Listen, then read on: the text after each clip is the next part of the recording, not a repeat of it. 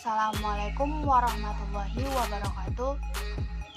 Pertama-tama marilah kita panjatkan puji syukur kehadirat Allah Subhanahu wa taala yang telah memberikan kita beribu-ribu nikmat, diantaranya nikmat kesehatan dan kesempatan sehingga kita dapat mengikuti pembelajaran pada hari ini. Sholawat bertangkaikan salam kepada Nabi Muhammad SAW yang berlafazkan Allahumma sholli ala Sayyidina Muhammad wa ala ali Sayyidina Muhammad. Yang saya hormati Ibu Weni Aulia MPD sekaligus dosen pembimbing dan guru mata kuliah seni tari. Dan yang saya hormati saudara-saudari sekalian yang mengikuti pembelajaran pada hari ini. Perkenalkan, nama saya Nirma Sari Harahap, NPM 20140011. Saya di sini sebagai moderator sekaligus pembaca ke-6.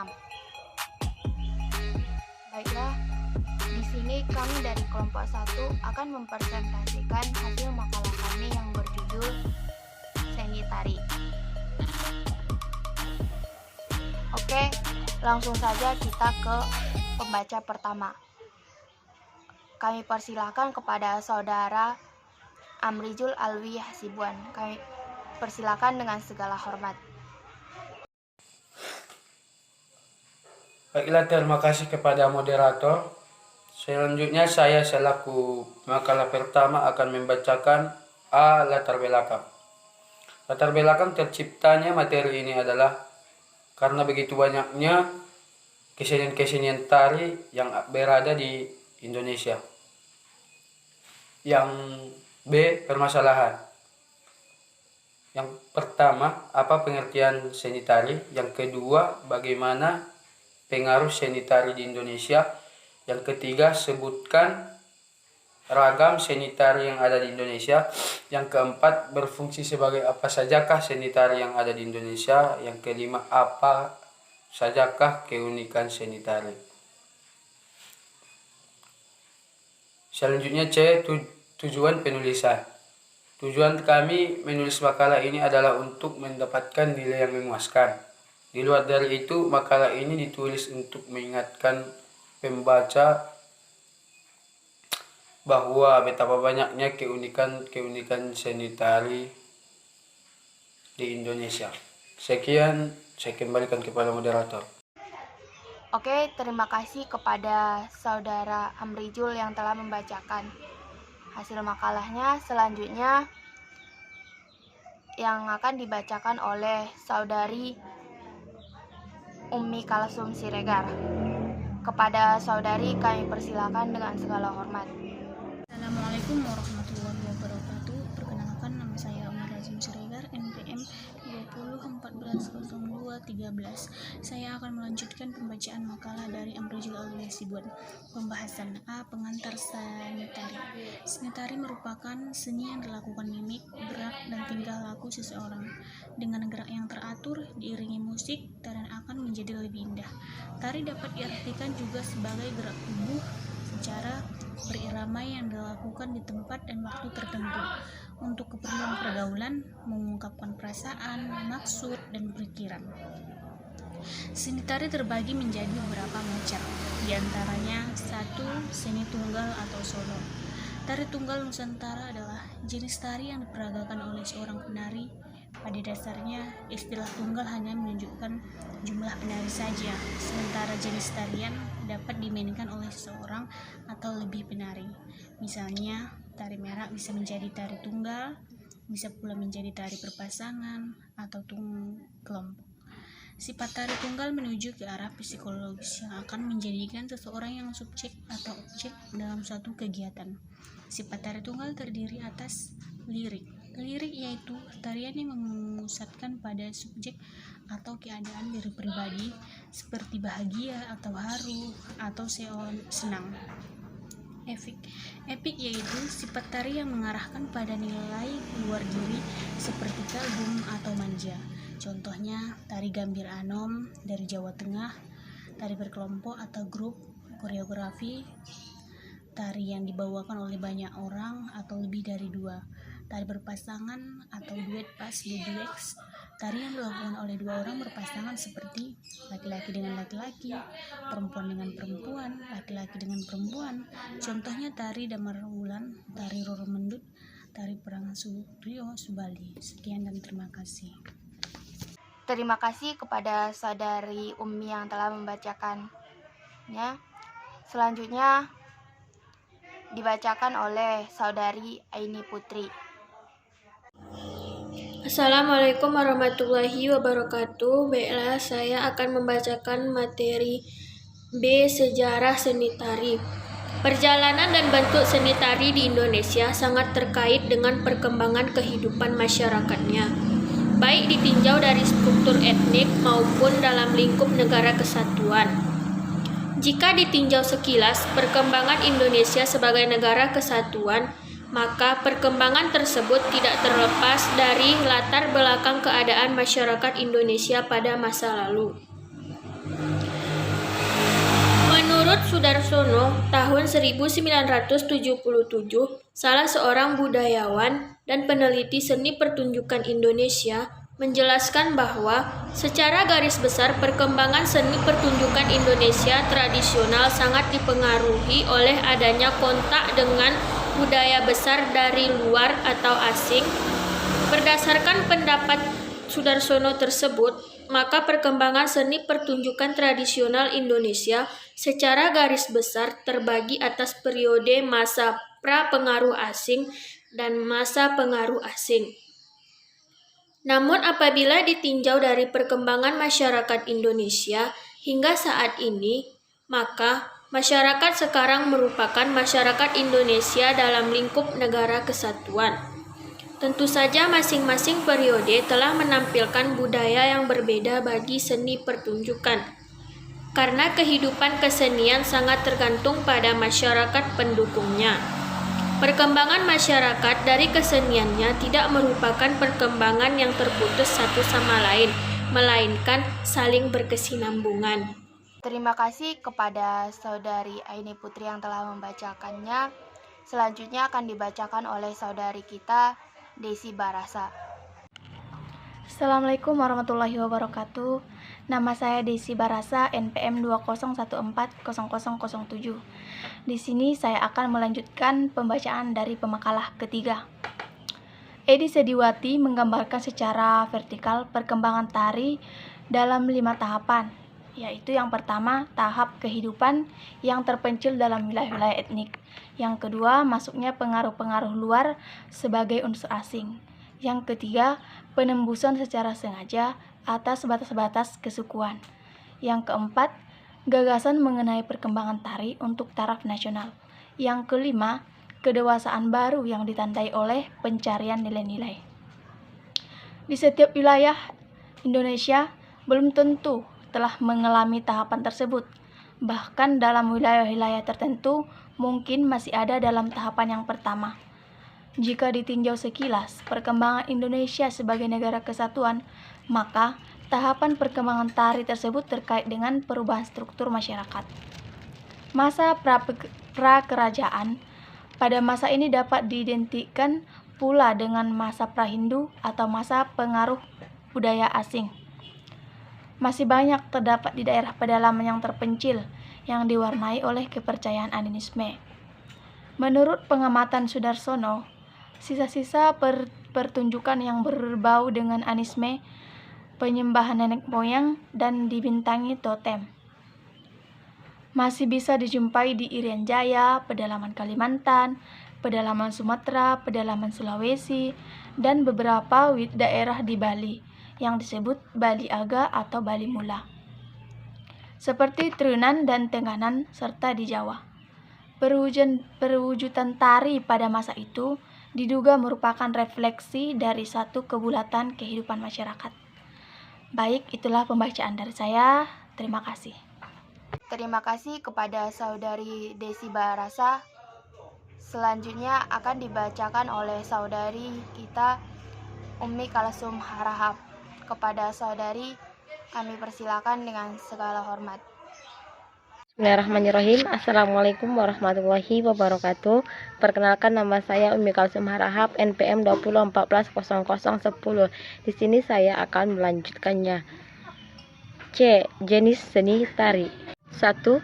Tari klasik. Tari klasik yaitu tarian yang memiliki nilai seni tinggi atau artistik yang ditimbulkan dari gerak, busana maupun iringan musiknya, contohnya tari balet. Kedua, tari tradisional. Tari tradisional adalah tari yang bertumpah dan berpijak kuat pada tradisi suatu bangsa, suku atau kelompok masyarakat tertentu. Contohnya tari gembyong. Yang ketiga, tari kreasi baru. Contohnya tari tani atau menggambarkan petani menggarap sawah. Dan yang keempat, tari dramatik. Contohnya tari drama. Tari ini adalah sandra tari dan tangan mendrawana yang mengambil cerita dari epos Ramayana menggunakan dialog dengan tembang. Selanjutnya D. Fungsi seni tari. Tari sangat digemari oleh masyarakat tertentu karena memiliki beragam fungsi, yaitu 1. Seni tari sebagai sarana upacara. Fungsi tari sebagai sarana upacara merupakan bagian dari tradisi yang ada dalam suatu kehidupan masyarakat yang sifatnya turun-temurun dari generasi ke generasi berikutnya sampai berfungsi sebagai ritual. Tari pada umumnya bersifat. Selanjutnya nomor 2, seni tari sebagai hiburan. Salah satu bentuk penciptaan tari ditunjukkan hanya untuk ditonton. Tari ini memiliki tujuan hiburan pribadi, lebih mementingkan kenikmatan dalam sakral dan magis. Pada tari upacara, faktor keindahan tidak diutamakan. Menarikan tari hiburan disebut tari gembira.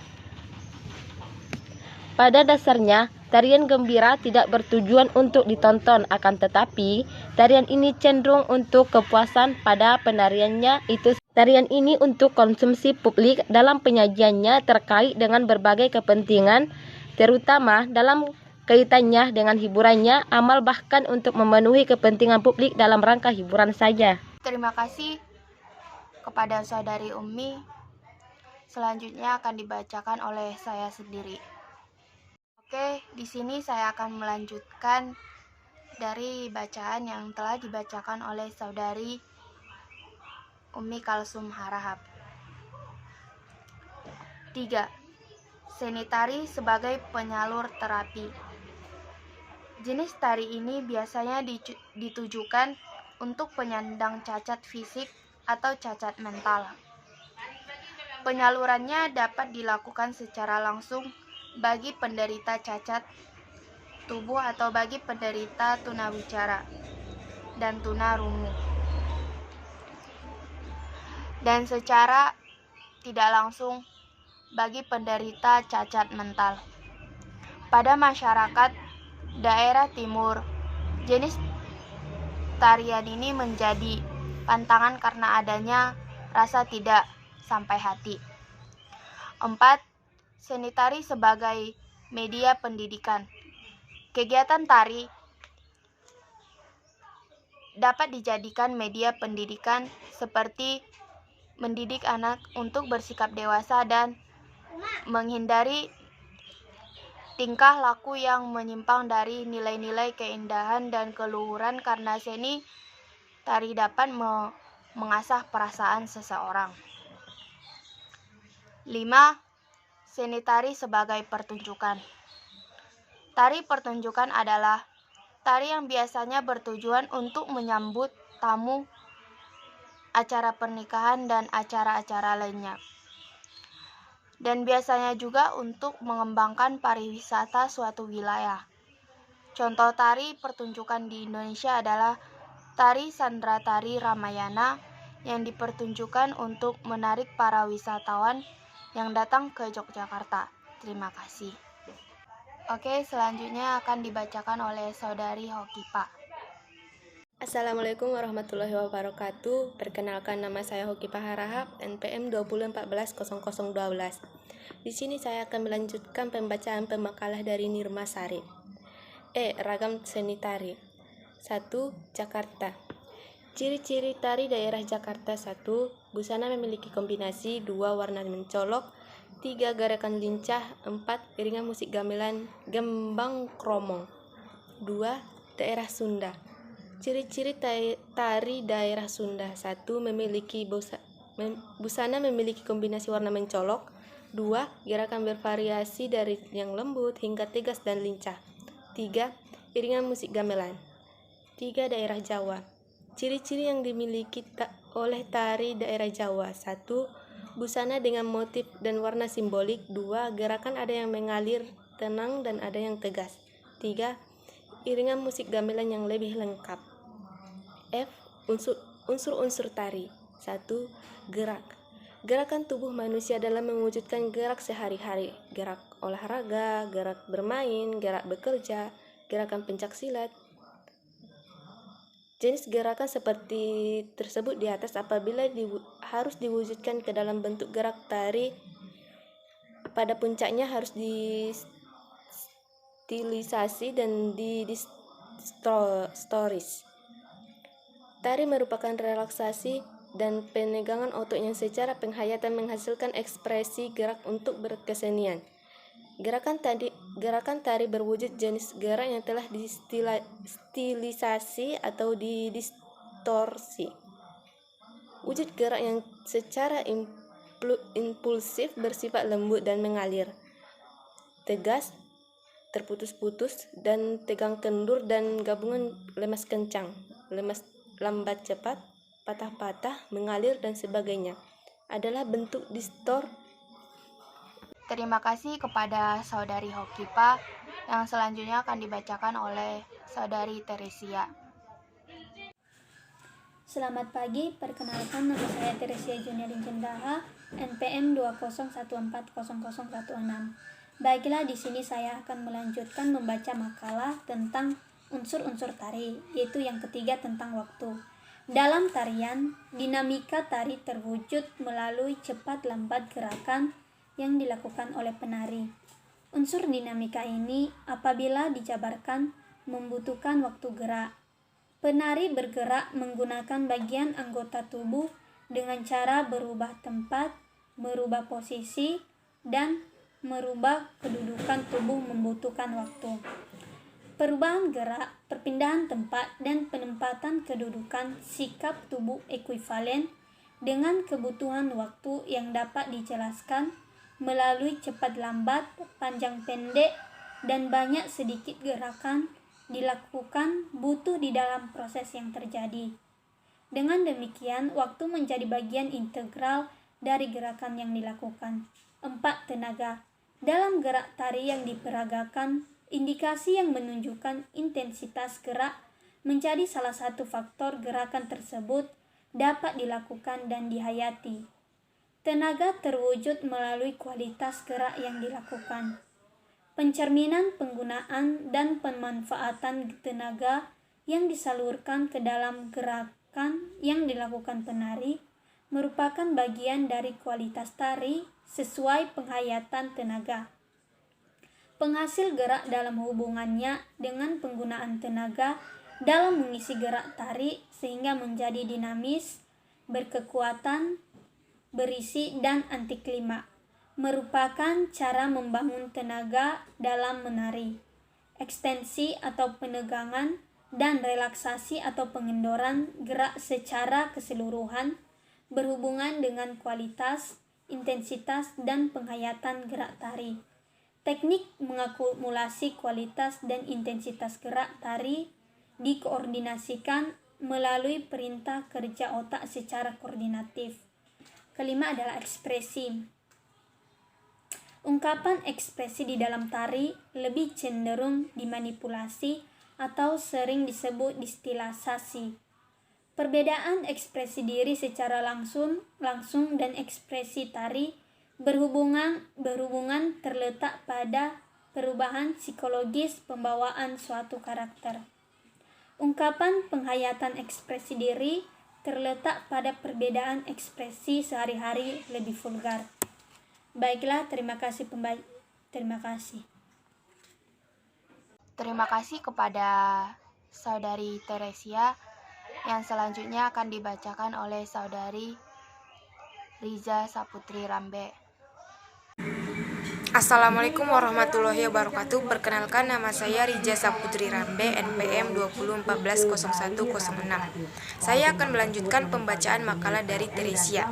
Dalam tari, semua ungkapan yang diperagakan harus distilisasi atau didistori, sehingga wujud ungkapannya menjadi berbeda dengan keadaan sehari-hari. Disinilah letak pembeda cara menghayati sebuah ungkapan, ekspresi diri, dan penghayatan karakter dalam seni maupun dalam kehidupan sehari-hari. Selanjutnya yaitu dansa. Dansa merupakan kegiatan yang membutuhkan pasangan lainnya sebagai penyemarak. Dansa terdiri dari dua dansa yang populer, yaitu satu karakteristik Latin, yang kedua karakteristik ballroom standar. Dansa Latin misalnya Salsa, Rumba, Samba Jive, dan Pax-Double. Sedangkan yang disebut dengan ballroom standar atau standar ballroom antara lain Waltz, Romantic, Slow Foxtrot, Quickstep, Vienna Waltz, dan Tango. Terima kasih kepada Saudari Rija. Dan yang terakhir akan dibacakan oleh Saudari Aisyah Marhamah. 2. Dansa di Indonesia. Merembasnya dansa-dansa di Indonesia mempunyai imbas pada dansa tradisional yang kemudian diadopsi menjadi line dance ataupun tarian-tarian yang berbaris-baris itu. Dan yang sangat populer saat ini yaitu tarian sajojo, dan bahkan sebagian orang mengatakannya mereka tidak bosan-bosan untuk melihatnya. Dan ada juga tarian sajojo. Berasal dari bagian Indonesia Timur, banyak juga kalangan remaja yang menyanyikan dan menarikannya dengan sangat segarnya. Bab 3 ataupun penutup. Kesimpulan, seni tari merupakan seni yang dihasilkan dari mimik, gerak, dan juga tingkah laku seseorang. Tarian ini dibagi menjadi 3 bagian, yaitu tarian secara berpasangan, tarian tunggal, ataupun tarian secara berkelompok. Ada beberapa jenis tari, yaitu tari klasik, tari tradisional, dan tari kreasi baru. Terakhir yaitu tari dramatik. Selanjutnya, fungsi tari yaitu sebagai sarana upacara, sebagai sarana hiburan, sebagai sarana upacara, dan terakhir yaitu media pendidikan. Perkembangan tari di Indonesia dalam 5 tahap. Yang pertama yaitu kehidupan yang terpencil dalam wilayah-wilayah etnik. Kedua, masuknya pengaruh ataupun unsur-unsur dari budaya asing. Ketiga yaitu penembusan secara sengaja atas batas-batas kesukuan. Yang keempat yaitu gagasan tari untuk tarian tradisional. Yang terakhir yaitu kedewasaan baru yang ditandai oleh pencarian nilai-nilai. Oke, sekianlah hasil presentasi dari kelompok kami. Kami ucapkan terima kasih. Kurang dan janggalnya kami mohon maaf. Kepada Allah kami mohon ampun. Wabillahi taufiq wal hidayah. Wassalamualaikum warahmatullahi wabarakatuh.